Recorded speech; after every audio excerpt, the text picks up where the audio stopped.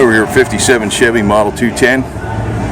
They had a 210, they had a Bel Air. It's a two-door. See, it's got the posts on there. So, this was a hot car, also even in the early 70s too. They were building a lot of these quite some years, but they're getting pretty rust out by the early 70s up in the Northeast. And there's no rust on this one, obviously. Very smooth body. Got the 5-spoke wheels on it. He's got a nice custom interior in here with high back bucket seats matching the exterior, the yellow and black. I always like the yellow and black versus somehow I like yellow better than, to me it's more of a racier color than red. I don't know why, but chrome on it's perfect.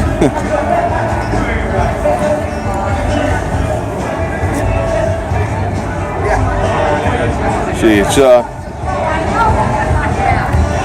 he's probably got, lost in the 50s, and there's where you fill her up at, right here. It just opens up. He's probably got a different rear in there, probably a Ford 9-inch. And there's some modification to the instrument panel. You see I guess it's aluminum, or probably aluminum going across here with the Chevy symbol. Air conditioning, I believe, yeah, automatic.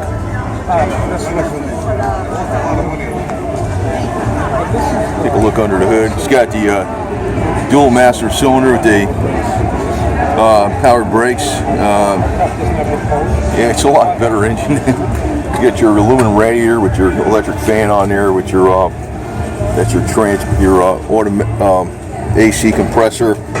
You got your transmission cooler in there. Here's your small AC compressor. There's your dipstick for your transmission over there. A small block. And he's got your fuel system here.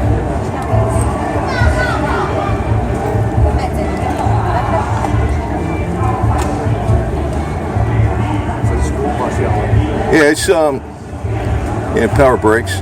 Power steering. Excuse me. There's a power steering system. Let's say power steering. Here's your fuel system here.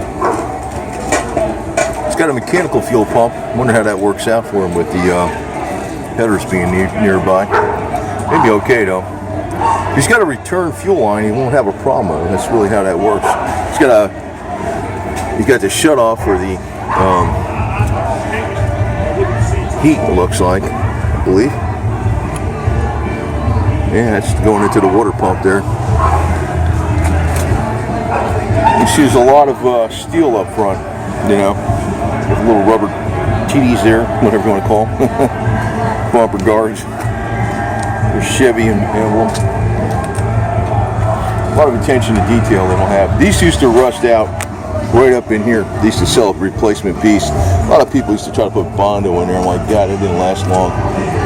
The way to do it, though, if you did it the cheap way, is you take some sheet metal with some pop rivets, and then you use fiberglass resin sheets. That'll hold up okay, because they're plastic. Forget it, man. Freaking first time it gets wet, unless you get on the inside of it, coat it where it can't get wet. Absorb moisture. Even the dining glass doesn't work. But this is always the spot they rusted out, right up in here.